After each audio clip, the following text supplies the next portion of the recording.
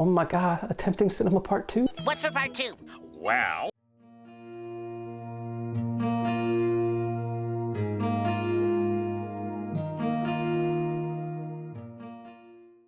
I got the green screen now. I don't know what to put on it yet, but hopefully the lighting's better as well, and the audio. So as I mentioned last time, I'm not really happy with the trajectory of my life right now.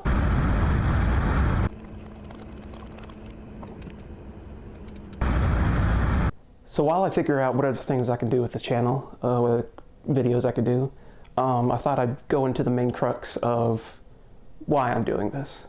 A lot of wrong turns and dead ends have kind of gotten in the way of me, becoming a filmmaker and fulfilling my dream of, doing what I love instead of, anything else. So I'm just going to try to start from the ground up and make some things that hopefully people like and can actually add some value to the world, because I want to do more than just, make stuff. I want to, inspire people or something.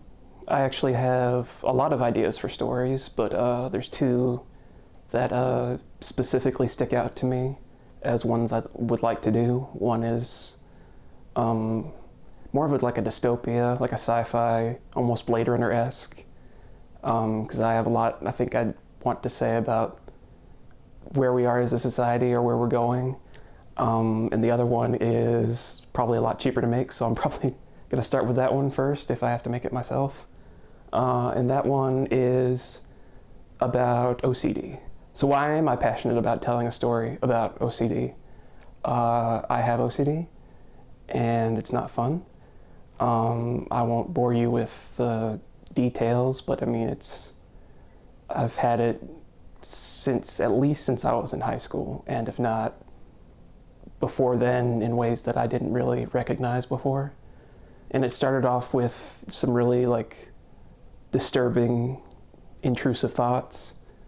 For the normal person, you say you're at a sidewalk or not a sidewalk, crosswalk, and you just have this fleeting thought of, someone's beside you, if I push them right now, they would get hurt, or a car would run them over. For most people, that's just a fleeting, where'd that come from? Why is that even there? It goes and it comes and goes away. For someone with OCD, especially if someone particularly has fears about hurting people, that can get stuck in their head for hours and hours and days, and it's a really debilitating thing. Some of the more disturbing ones I've kind of gotten past, but part of the reason I took so long to do this and this channel and the writing and everything is just because it is a daily, one little thing can get stuck in my craw, and then I just obsess over it, and I waste hours. I waste hours every day trying to, make sense of it or find some reassurance seeking. That's one of my compulsions. I also probably have what they don't necessarily call a medical term yet, like a real one, but a pure O is one that gets talked about, where it just gets in your head and it just goes, the compulsion is to keep thinking about it or make sense of it. And that's with anything, if I like a girl, thoughts about, will she like me? Anything like that. If this will even work out, if this is even worth trying to do. And I'll also just waste hours. I'll learn a fun fact or something from a TV show, and I don't know, just something sticks in there. It's I gotta look it up, and next thing I know, 2 hours later, I wasted so much time just doing this little thing that I could have been doing anything else.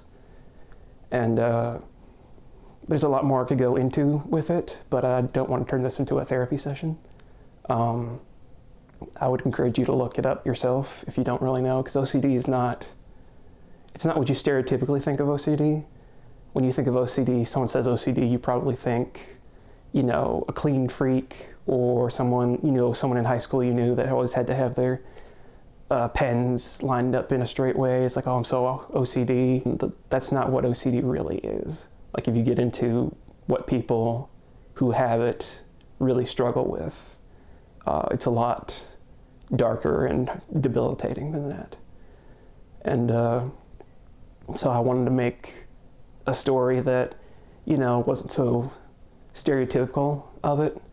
Because again, when you think of OCD, it's probably Monk or The Aviator, which are okay, but they're very, play into that stereotype of, oh, it's just somebody that's a clean freak, or somebody that's needs help with order and stuff, like that. Again, that is kind of part of it, but it's not what it all is. And so that's why I want to make this story, because I think taking a real honest look at it would be just maybe therapeutic for me, and also helpful for others. And it's something I'm really passionate about. And so, like I said in the last video, no matter what, I'm going to make this film. If I can sell it, if I can make it myself, if I have to, spend years doing it, this is the one I really want to. The sci-fi one too I think it's important, but this one I definitely think I want to, complete. So initially the idea was sort of autobiographical, like a drama, but I thought that was too personal. Well, not personal, but more like, I thought that would get too boring or too self-insert. And as I'm working on it now, then a lot of my ideas are kind of like fantasy, wish fulfillment type stuff. And I'm trying to work through actually making it a story. That eventually turned into making it like a horror movie, because OCD is horrifying to live with. I got really inspired by this film called The Babadook, which is a great horror film. If you haven't seen it, you definitely should. Not to spoil it, but the monster, the theme of the film is that the monster kind of personifies this internal struggle that the main character has. And I thought, that would work well for a film like this, because it's, personifying the internal with the external. And so I started rolling with that, and then I recently came up with making it more like a cosmic horror, like a psychological Lovecraftian, like the monster is something from beyond that's trying to drive the main character mad. And I think that would work well. I think that would work well with the idea of what the story could be, and really take a look honestly at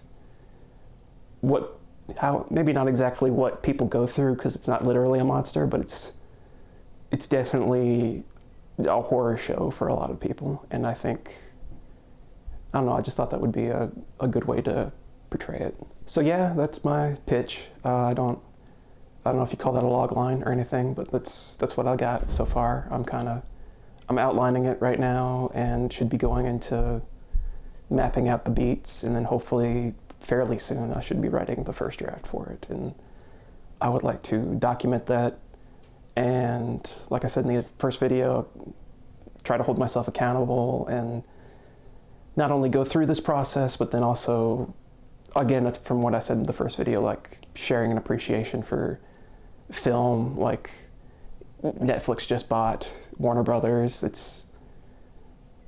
I don't feel any certain sort of way about it, but it's definitely a shift. You can tell that old Hollywood isn't going to be around much longer, and I think independent films and artists and creators really need to take the opportunity here. Yeah, again, I don't know how to end this video.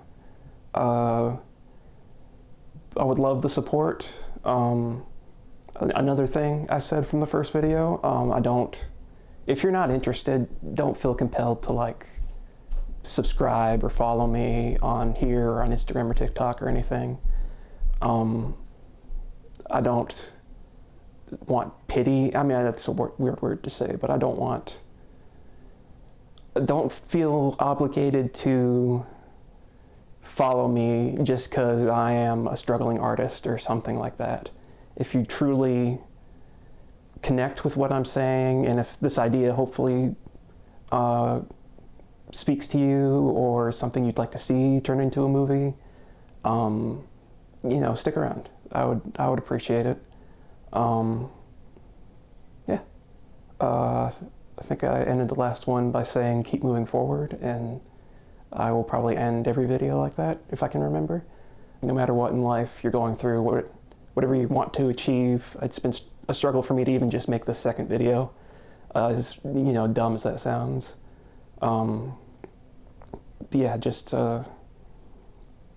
chase that thing in your life, and don't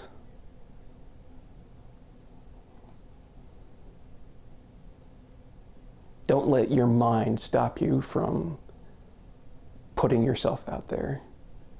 Like, no matter what kind of, it doesn't matter if it's art. It doesn't matter if it's art or anything.